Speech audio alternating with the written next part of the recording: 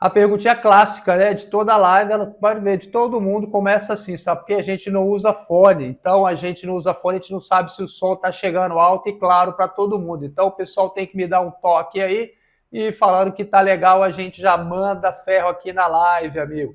Hoje tem muita informação para você e como sempre eu vou zerar aqui esse chat, vou responder todo mundo, se Deus quiser. Então estamos esperando alguém aqui me responder. Aí, o José, como é que tá aí? Tudo bem, José? Gerê Pires, Fabiana Soares, boa noite, doutor Ricardo, mais uma vez ligadinha aqui com você, já deixando aquele merecido joinha. Obrigado, querida, em forma de agradecimento por tudo que aprendi. Sou Fabiana, fala aqui de Aracaju. Obrigado, querida, obrigado mesmo de coração. Aí, ó, o som perfeito, o som tá ótimo do José. Olha, a Maria do Socorro, tá ótimo, obrigado, gente. Isso é muito importante, esse retorno que vocês dão aí pra gente. E por enquanto o pessoal vai chegando aí, olha a Olga chegando, Jerônimo, salve Jerônimo. Então, pessoal, por enquanto o pessoal vai chegando aqui, queria mostrar um negócio para vocês que eu sempre faço aqui no nosso canal, né? São as nossas enquetes, eu faço aqui sempre enquete aqui com o pessoal. E olha só, fiz umas enquetes bem legais. Tem aqui, você possui alguma pendência no seu CPF? A grande maioria aqui possui, aqui 58% possui no SPC do Serasa, uma galerinha aqui 11% no SCR, protesto 7%, nome limpo, mas não consigo crédito 6%.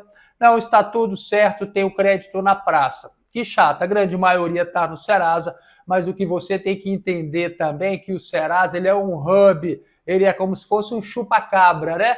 Ele vai puxando informações de outros lugares. Então, às vezes, você tem uma pendência no Serasa, mas sua pendência não é uma dívida registrada lá. É como se fosse um protesto. Ele puxa a informação do protesto. Então, isso daí é importante que você saiba também para localizar aí a pendência, tá? E eu fiz outra enquete aqui, perguntando aqui, olha só, você tem alguma reserva de emergência? A grande maioria, esmagadora maioria, diz que não. Isso é muito chato, muito ruim mesmo, né? Porque uma reserva de emergência te dá muita tranquilidade. Eu sei que não está fácil para ninguém, tem muita gente que não está conseguindo nem pagar as contas do mês, né? Mas infelizmente está assim mesmo, mas eu acredito que se a pessoa que daqui a um tempo, quando melhorar, porque eu tenho fé que vai melhorar, a pessoa pode pensar em ter uma reserva de emergência, fazer um biquinho para ter uma reserva de emergência, porque isso dá muita liberdade. Eu posso dizer por mim, sabe? Eu era um cara descontrolado financeiramente, eu já devia, eu já tive problemas sérios com dívidas também, sabe? Porque a gente não aprende a trabalhar com dinheiro. Ninguém ensina a gente. Eu nunca aprendi na escola a trabalhar com dinheiro. Então, teve épocas na minha vida que eu ganhava até bem, mas eu não sabia quanto que eu ganhava. Eu não sabia, porque eu não sou profissional que recebo no final do mês. Então, vai entrando, vou gastando e depois eu não sei quanto que eu ganho, não investia nada. Enfim, era uma bagunça. Até o dia que eu aprendi essas questões de organizações aí da vida financeira, e comecei a guardar um dinheirinho para ter uma reserva financeira. E é bem legal, te dá uma tranquilidade para você saber se você ficou doente, você vai ter um dinheirinho, tranquilidade para você às vezes mudar de emprego, não é verdade? Para você tentar alguma coisa nova, um empreendedorismo e por aí vai, né? E também pesquisando aqui agora, tem aqui esse relatório aqui do Serasa, ele solta esse relatório aqui todos os meses, né? Então isso aqui é bem legal para a gente ver o que acontece hoje da inadimplência no Brasil, né? Você vê aqui o valor médio da pessoa de dívidas é 5.482 e o valor aqui médio de cada dívida, é 1.453, ou seja, não é um valor alto, né? Então a gente pode começar a pensar em resolver esses problemas. Mas esse relatório traz muito número interessante. Aí eu vendo aqui o mapa da inadimplência aqui no Distrito Federal, 52% das pessoas são devedoras. Isso é muito ruim.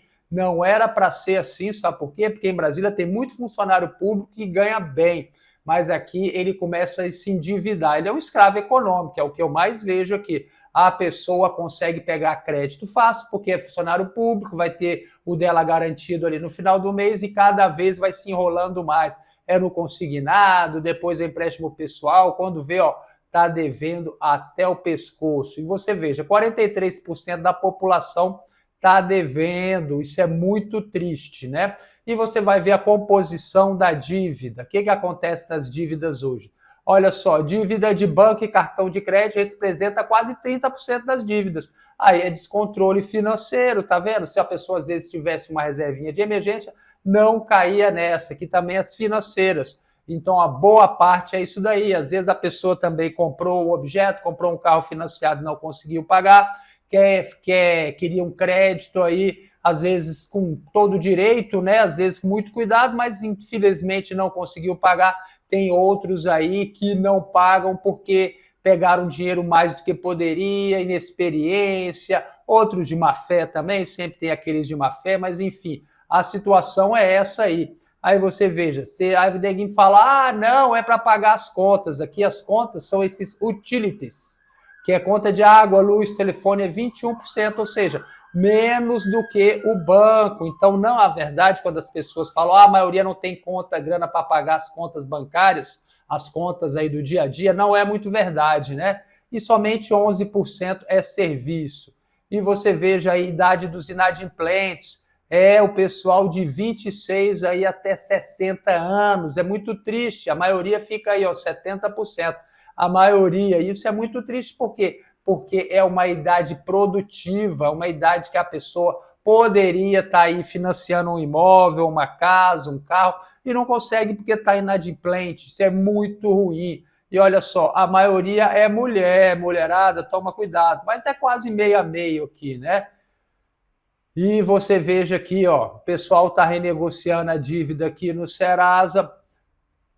Aqui você vê aqui, renegociação das dívidas do Serasa no mês de junho.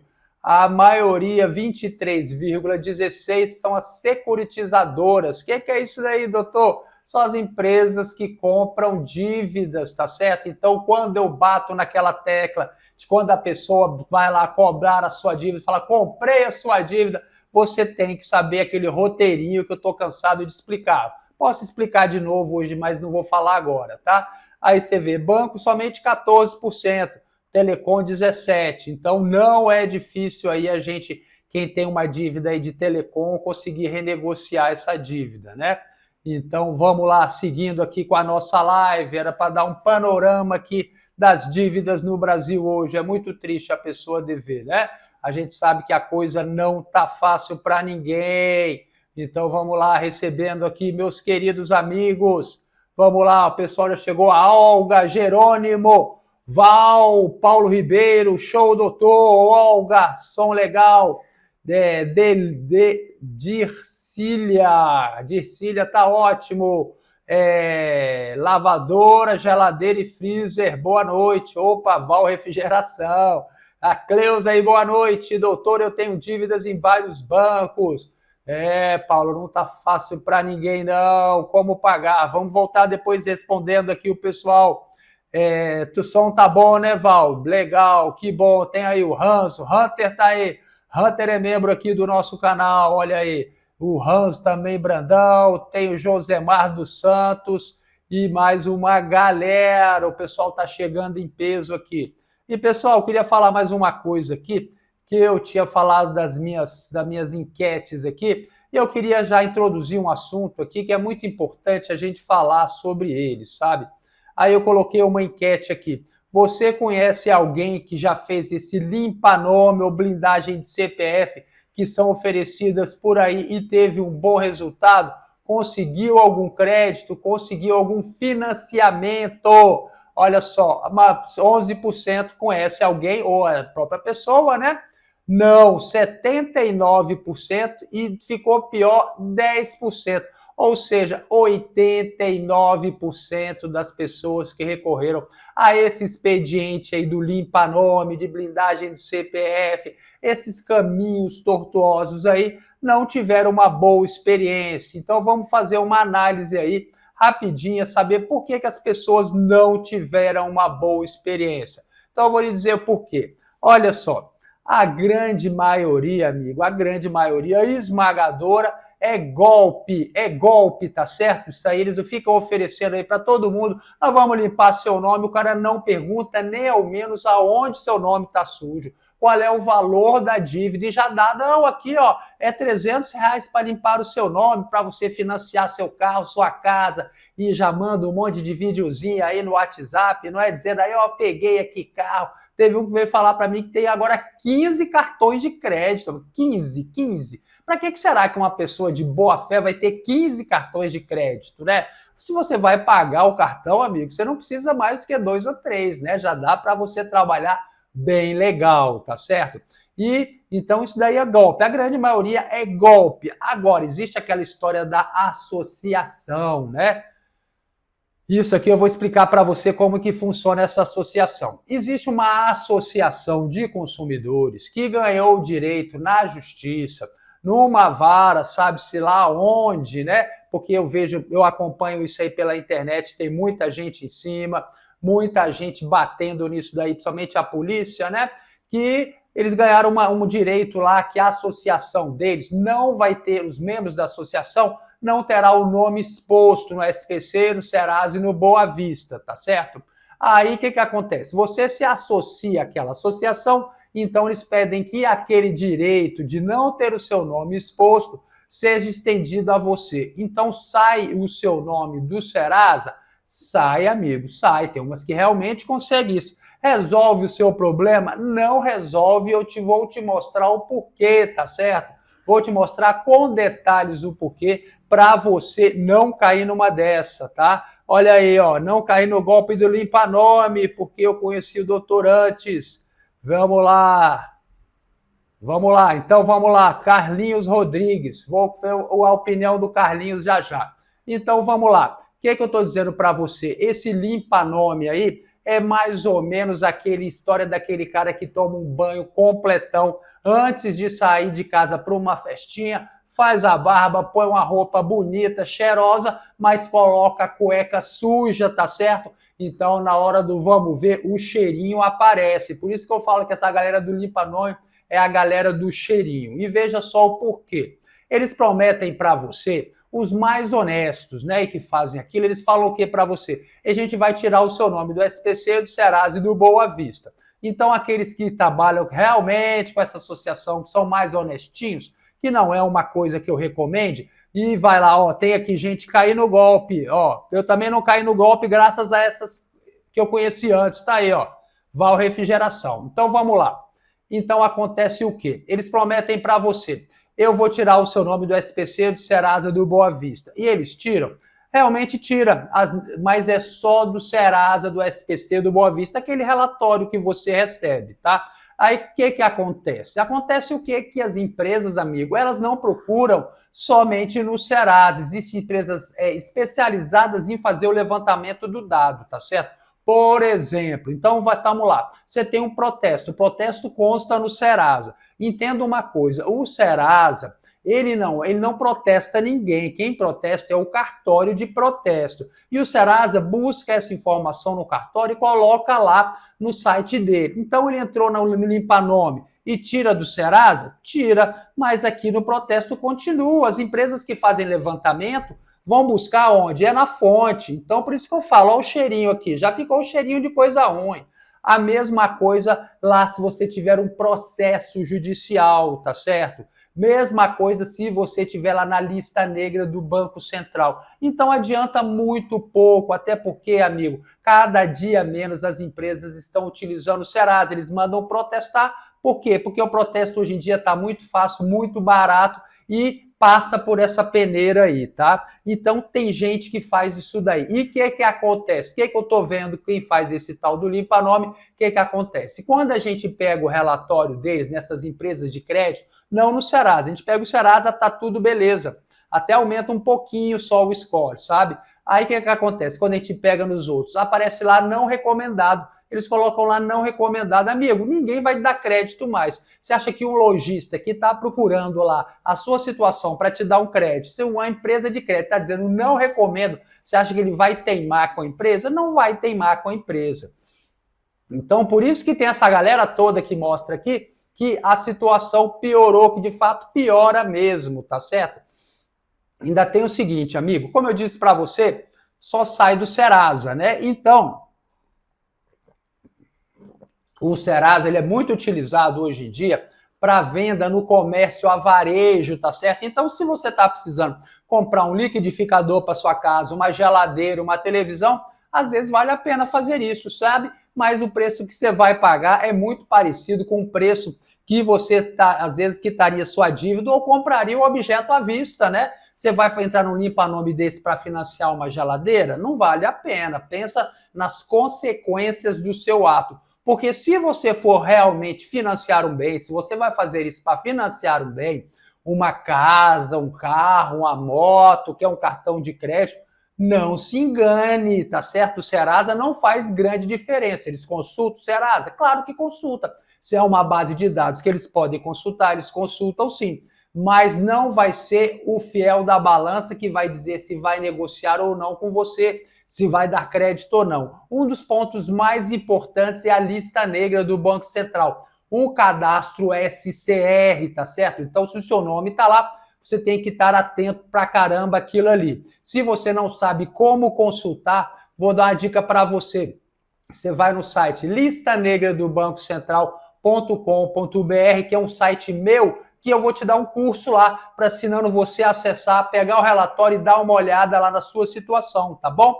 Listanegradobancocentral.com.br vai te ajudar muito, muito para você não cair nessa situação, não é verdade?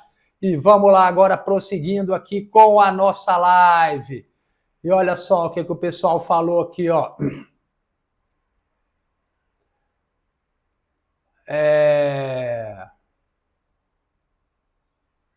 Aí, olha só, André Gleiser, fiz a liminar limpa-nome, não consta mais nenhuma dívida, só não estou conseguindo crédito e empréstimo. Ou seja, amigo, não sou eu que estou falando, né? É o povo que está falando, né, André? Infelizmente, isso daí é complicado, né? Vamos lá, olha só, vamos lá. Tem mais gente aqui, eu vejo que mais alguém se manifestou aqui, ó. Não caí no golpe do limpa-nome porque conheci o doutor antes de contratar o serviço. Iria contratar o serviço no dia seguinte. Que bom, fico feliz, Carlinhos. Aí, vamos lá, pessoal. É isso daí, né? É isso daí mesmo. Então não tem como correr, não, amigo. Que bom. Que bom que tem pessoas que estão ficando atentas a isso daí, tá? Então vamos aí respondendo aqui o pessoal. Vamos começando aqui pelos membros aqui do nosso canal. Então vamos lá, Josemar dos Santos. Olha, galera, os membros do nosso canal, eles têm prioridade na resposta das nossas lives. E a pessoa, quando se torna membro também aqui do nosso canal, ele acessa uma área de membros onde ele pode adquirir 2 relatórios, onde ele vai fazer uma análise completa do CPF dele. É bem legal, é uma análise que utilizada por muitas das empresas de cobrança, empresa de crédito, tá certo? Então, o relatório completo vem muita informação. E vem o relatório do CPF e o relatório bancário também. Cada relatório custa R$25. Então, por esse valor, R$50, você vai conseguir fazer uma análise completa do seu CPF para saber o que está acontecendo. Às vezes a pessoa não consegue crédito, não sabe por quê, tem uma pendência desconhecida, né? E vamos lá.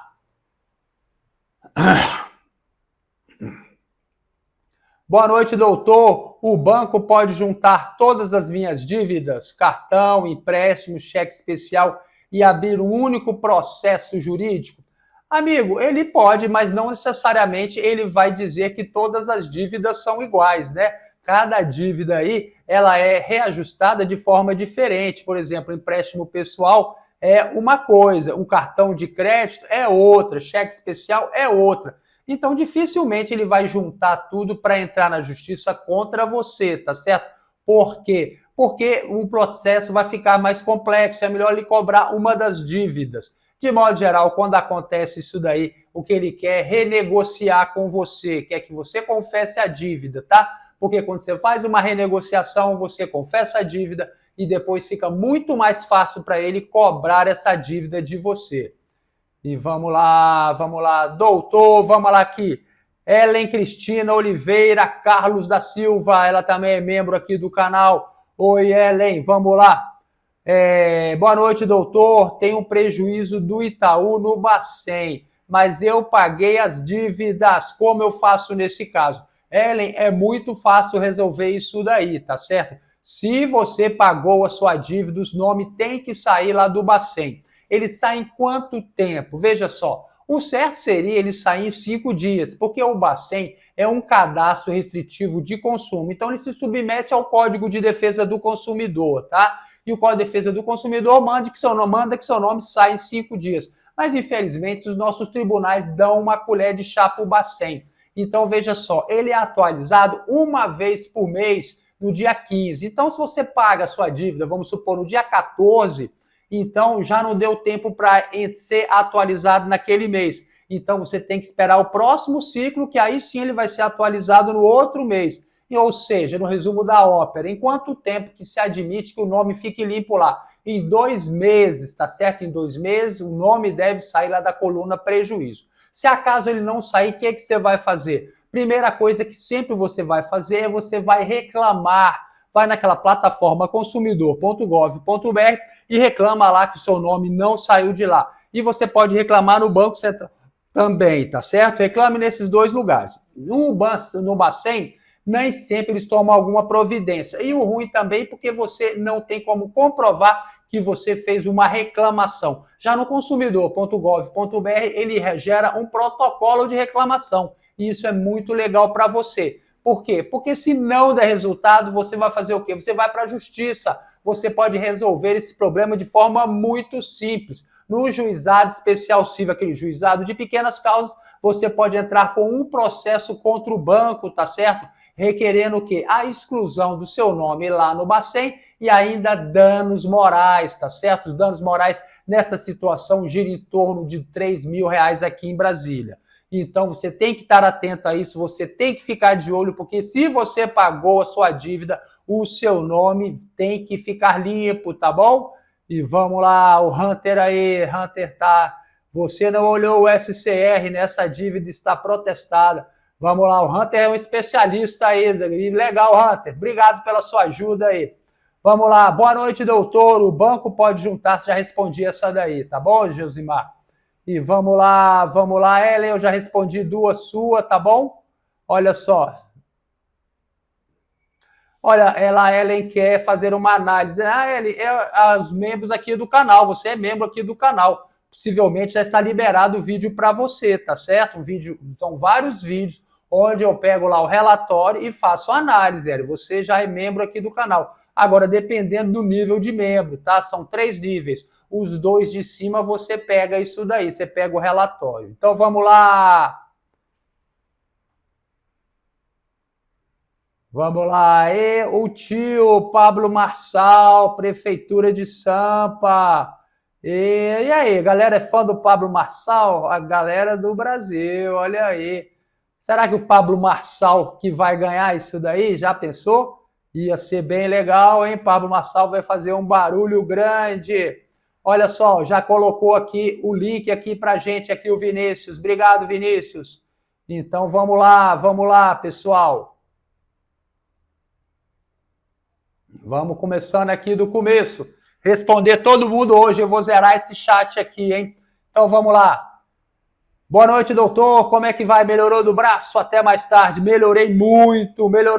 Era um buracão aqui, ó. Não sei como é que eu vou pegar lá. Já tá bem pequenininho. Sabe que eu tô passando barbatimão. O negócio é um cicatrizante violento. Eu não imaginava que o negócio era tão perfeito assim, né? Então, vamos lá, Vera Moraes, aqui tem a Creuza, Vera Moraes. Boa noite, professor. A título de informação, no caso de vazamento de dados, pode ocorrer roubo de identidade, certo? Isso engloba roubo de salário e invasões a contas bancárias?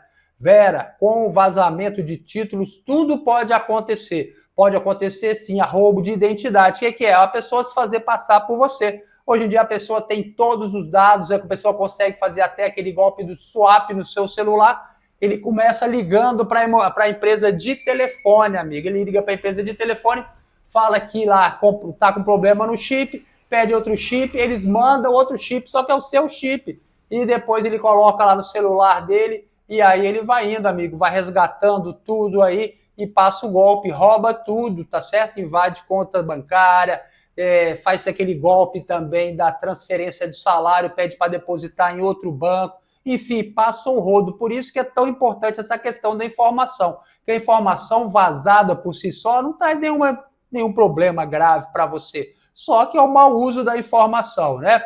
Então vamos lá, Erivaldo Freitas, boa noite, doutor Ricardo. Como eu faço para tirar as certidões do CND para ver se eu tenho alguma pendência no meu CPF com a Receita Federal, Municipal, algum bloqueio de contas? Isso é bem legal, Erivaldo. Que legal que você está esperto nisso. A gente tem que ver sempre na Receita Federal, tá certo?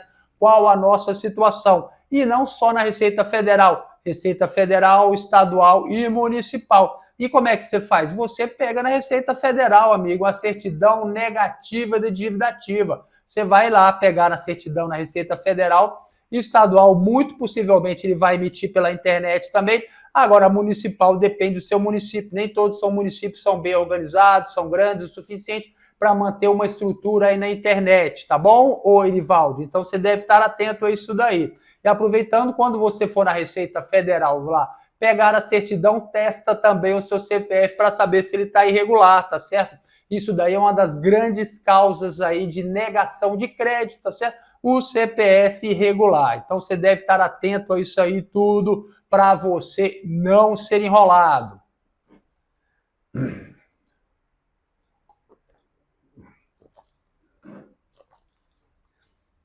Pessoal, já vou aproveitar aqui e responder uma pergunta que chegou aqui no Instagram, tá certo? Pergunta simples. Como eu faço para aumentar o meu crédito? Isso aí é fundamental para você saber, para você ter noção disso daí. Porque, olha, todo mundo sabe que o score baixo, o rate bancário baixo, ou seja, seu crédito de uma forma geral, é importante que você tenha para você conseguir as coisas do dia a dia, tá certo?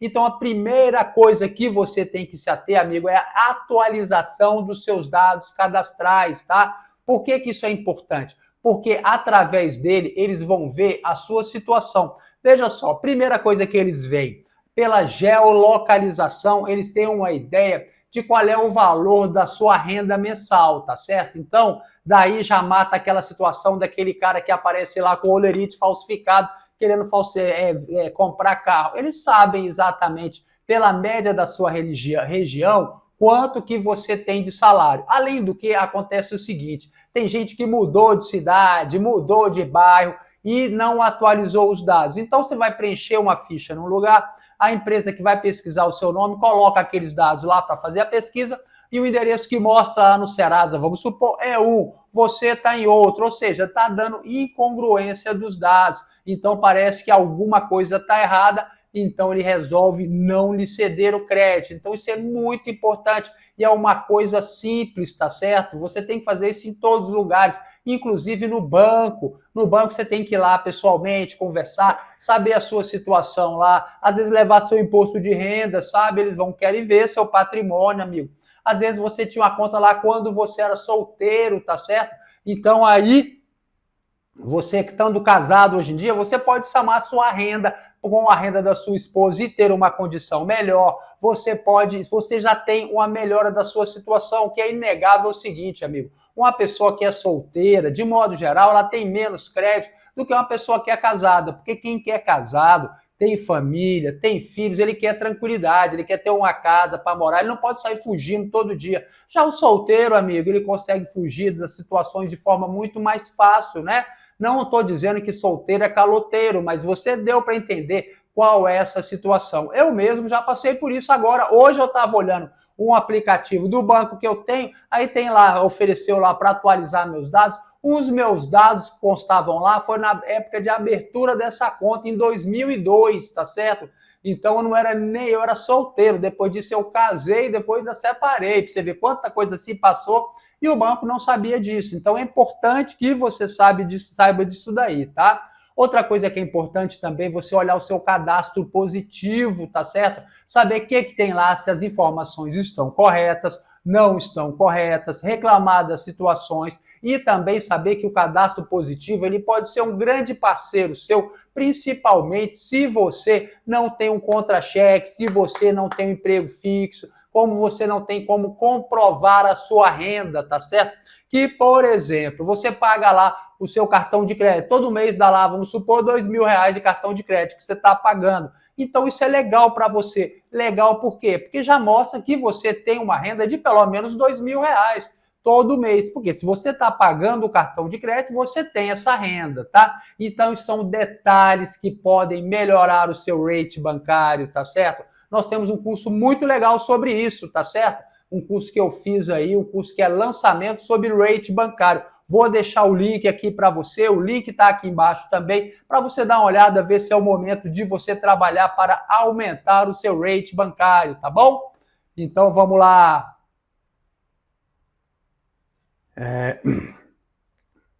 Erivaldo, boa noite, doutor. Como eu faço para... Não, já respondi. José, se eu for mandado embora e parar de pagar o empréstimo consignado que eu fiz na empresa, eles podem penhorar os meus bens? Tenho 2 casas quitadas no meu nome. Olha só, José, primeira coisa que você vai ter que estar atento é o seguinte, quando você faz o consignado, você autorizou que o banco pegue o dinheiro da sua rescisão, tá certo? Então, se você já vai pedir lá as contas para ganhar a sua rescisão, aquela multa contratual e outros direitos, eles já vão, pegar isso daí, tá certo? Então, você deve estar atento. Agora, você pode ser processado? Dependendo do valor que você deve, sim, você vai ser processado. E se você tendo 2 casas, você pode ser processado? Pode, aumenta muito a probabilidade de você ser processado. Por quê? Porque é possível penhorar uma das casas que você tem, tá certo? Uma das casas possivelmente é a casa que você mora, né? Então essa casa é um bem de família, ela não pode ser penhorada. Mas a outra casa que já está quitadinha lá, ele pode sim penhorar essa casa. Então quando eles notam quando faz o levantamento daquele devedor e vê que ele tem um patrimônio que pode ser penhorado, é melzinho na chupeta, né? Os caras entram mesmo rachando, amigo. Então toma muito cuidado com isso, tá bom? E vamos seguindo aqui com a nossa live. Vamos lá, José. Doutor, tem uma empresa desde 2011, ficou sem movimento, Receita colocou como inapta desde 2023. Dívida de 30 mil, alvará. Posso pedir falência? Amigo, você tem que analisar direitinho isso daí, se vale a pena você pedir aí uma falência da sua empresa, tá certo? Isso vai prejudicar muito o seu CPF. Quando você pega um relatório de dívidas da pessoa, relatório lá da pessoa, sai exatamente se você tem uma empresa, tá certo? E tem também se você foi falido, aparece lá a falência, tá certo? Porque eu não preparei esse relatório aqui para mostrar para vocês, mas aparece tudo isso aí lá. Então, se você ficar nessa situação, você vai acabar com o seu CPF, tá? O que eu recomendo que você faça, se você não tem dinheiro para pagar essa dívida? Continue aí deixando sua empresa, você declarar um imposto de renda, o contador fazendo tudo certinho até prescrever essa dívida, tá? Você fica aí fazendo figa para não entrar na justiça, para o governo não entrar na justiça, não cobrar essa dívida aí, espera prescrever, aí depois você dá baixa na empresa, você dá baixa. Não entra nessa de pedir falência não, que você vai se arrebentar, tá bom? E vamos seguindo aqui. Carlinhos, vamos lá. Boa noite, doutor. Não vejo a hora de limpar meu nome. Doutor, o Bradesco vendeu minha dívida para Ipanema. Tentei negociar com eles, mas a empresa não baixa R$1. A dívida vai caducar no mês 10 de 2025. Então, amigo, você pode ter certeza que daqui a um tempo eles vão ficar mais maleáveis, sabe? Mais maleáveis, querendo aí fazer um acordo com você, porque você já entendeu que a venda da dívida não zera a prescrição, né? Já expliquei para você que a prescrição está caminhando. Se vender, não zera a prescrição continua caminhando, vai prescrever, prescreveu, já era, paga se você quiser, né? Então vamos lá, Hans Brandão, 1.700 no cartão de crédito, 2.300 em outro. Doutor, o que eu faço? Amigo, se você não tem dinheiro para pagar, se eu falasse para você, vai lá e negocia, você tem dinheiro para pagar a negociação? Você tem dinheiro para fazer uma proposta? Você que sabe qual que é o melhor para você. Eu sempre falo o seguinte, você não pode se apavorar quando você tem uma dívida e sair negociando, feito um louco, ir lá confessar uma dívida, que depois você vai se arrebentar. Mas se você não tem dinheiro, o que você pode fazer? Eu também sugiro que você, quando tem dívida de cartão de crédito, troque essa dívida de cartão de crédito por uma dívida mais barata. Por exemplo, você pode fazer um empréstimo consignado e saldar essa dívida de cartão de crédito, e você pode fazer um empréstimo pessoal, um empréstimo com garantia real e saldar essa dívida de cartão de crédito, porque ela explode muito, tá certo? Ela vai muito alto. Mas também os valores que você tem, amigo, não são nenhum absurdo, não é verdade? Então, é ir levando a vida, veja o que você pode fazer. Eu deixo a dívida lá até caducar, não faço acordo nenhum, é a posição de cada um, né, o Leandro Mix.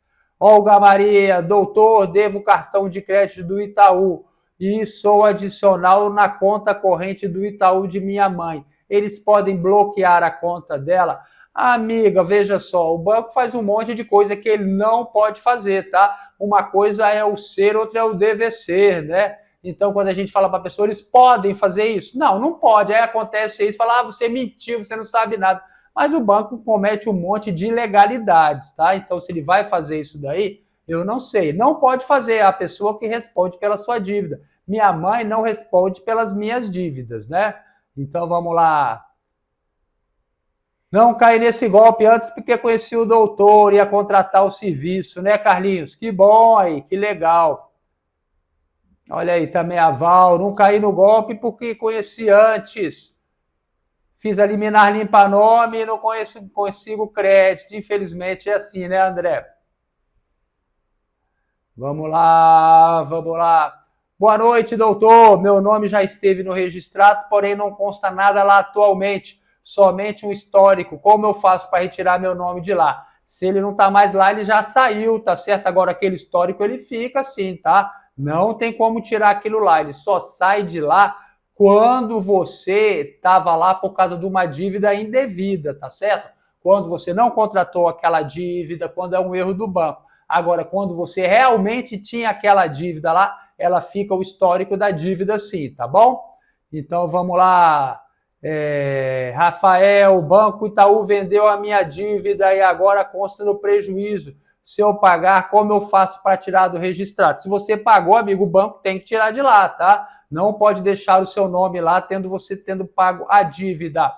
Vamos lá, Maria Barbosa, doutor Ricardo, estou com dívidas no banco, estão ligando, me ameaçando que vai bloquear minha conta e extrajudicial já faz quase 5 anos. Querida, cobrança extrajudicial todo mundo sofre. SPC, Serasa, Boa Vista é uma cobrança extrajudicial. Protesto é uma cobrança extrajudicial. Essas ligações também que eles fazem são cobranças extrajudiciais, tá certo? Então isso daí tudo você deve estar atento a isso daí. Você não pode ceder a esse tipo de pressão.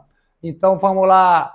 Tenho dívida com a Recovery, estão me cobrando muito caro, é difícil resolver?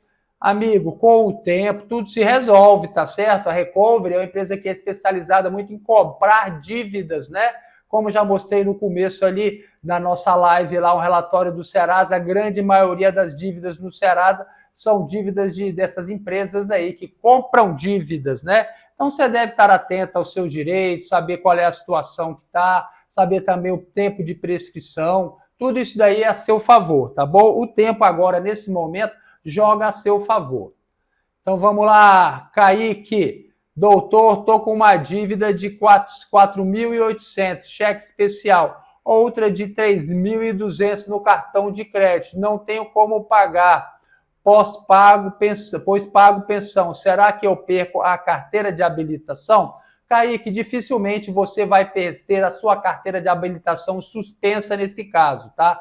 A carteira de habilitação, a primeira coisa que você deve saber, que não existe perda da carteira de habilitação, é suspensão da carteira de habilitação. E essa suspensão da carteira de habilitação, ela se dá por intermédio de um processo judicial, tá certo? Então você vai ser citado no processo, vai poder apresentar a defesa, e lá na frente, se você perder o processo e não pagar, o autor vai mandar procurar os seus bens e se não encontrar nenhum bem, ele vai pedir a suspensão da sua CNH. Mas, de modo geral, essa suspensão da CNH só é deferida pelo juiz, ou seja, o juiz só aceita isso quando se trata de devedor devedor quanto mais, tá certo? É aquele cara que nunca paga a dívida, tá sempre de boa por aí, tá aí tirando umas fotos legais, tá viajando de primeira classe, mas não paga a dívida, porque hoje em dia isso é uma espécie de penalidade, concorda comigo? O juiz está mudando a pena de dinheiro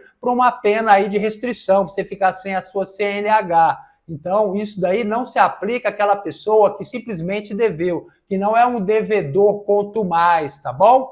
Mas, por outro lado, você pode ter também parte do seu salário penhorado. Aí pode penhorar sim, tá bom, Kaique? Então, vamos seguindo aqui com a nossa live.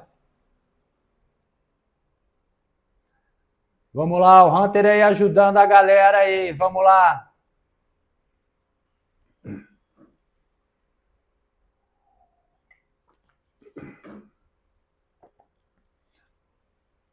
Fal refrigeração e lava-louça, geladeira. Opa, deu um pulão aqui.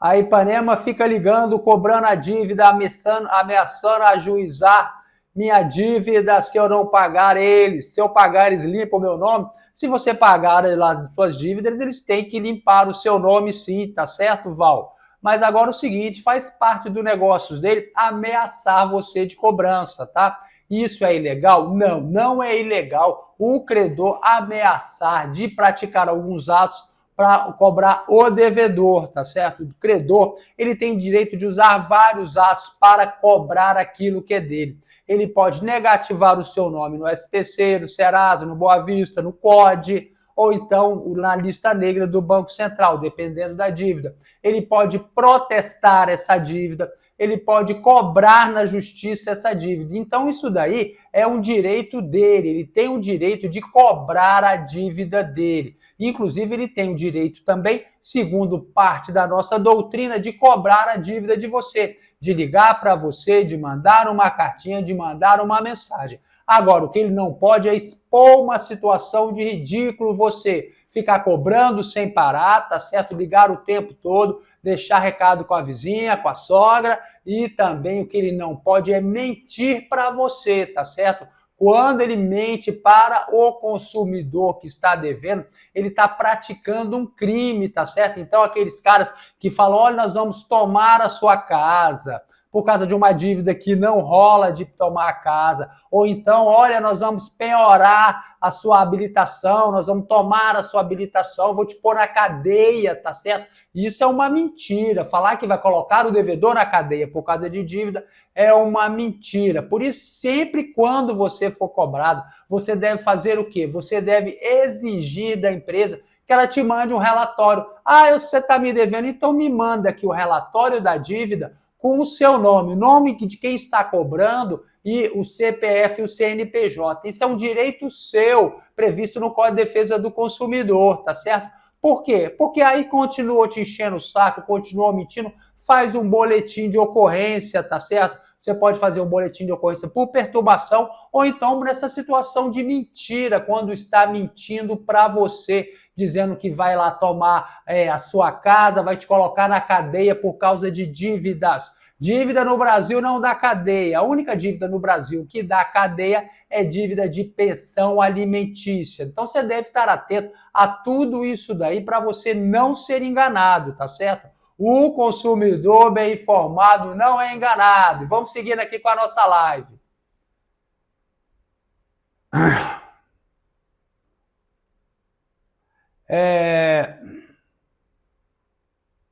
Rodrigo Ferreira, boa noite, doutor Ricardo.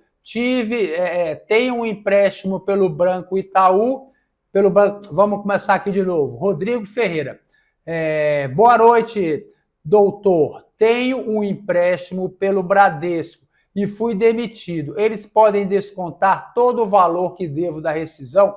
Pode sim, amigo, pode sim, tá certo?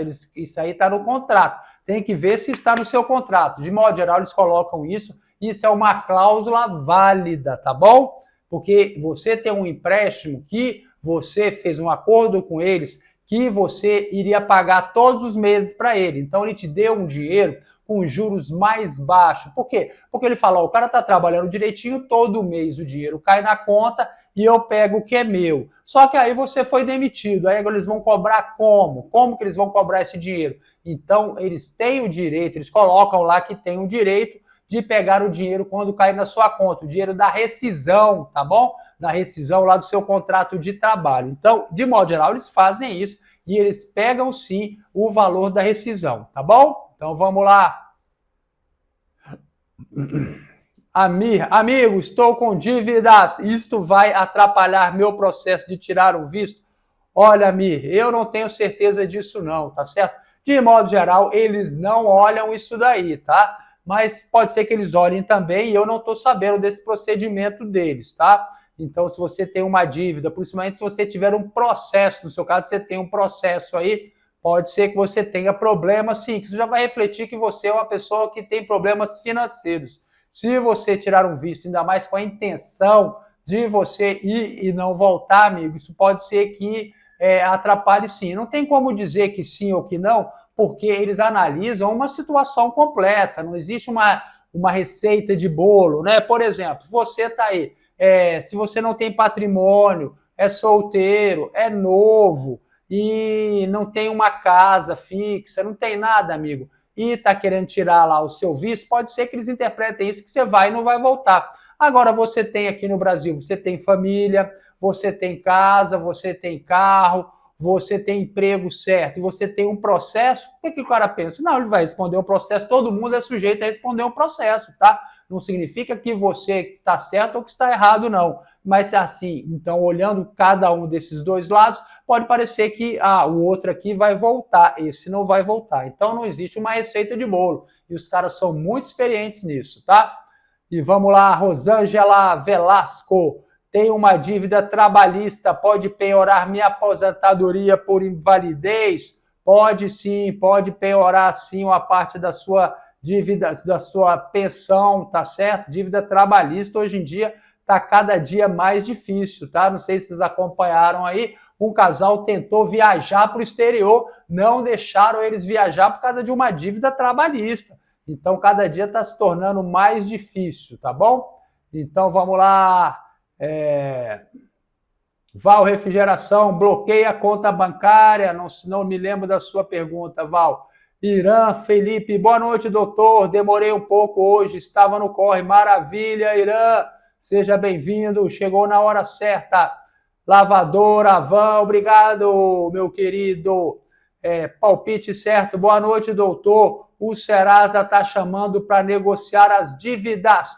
Se eu pagar todas, vai limpar meu nome? Vai sim, claro, tem que limpar, não tem outra coisa, né? Agora, se você vai ter crédito, demora um pouco, tá bom? Por quê? Porque se você for pegar um relatório que tem lá dentro do Serasa, o relatório Master, aparece lá o prazo que você pagou a sua dívida. Então, quando esse prazo ainda é recente, eles podem interpretar isso aí de uma forma negativa. Falar, olha, ele acabou de limpar o nome, então vamos deixar ele aqui em observação. Depois, com o tempo, a coisa vai acontecendo para você, se você não vacilar e dever novamente, né? Palpite certo.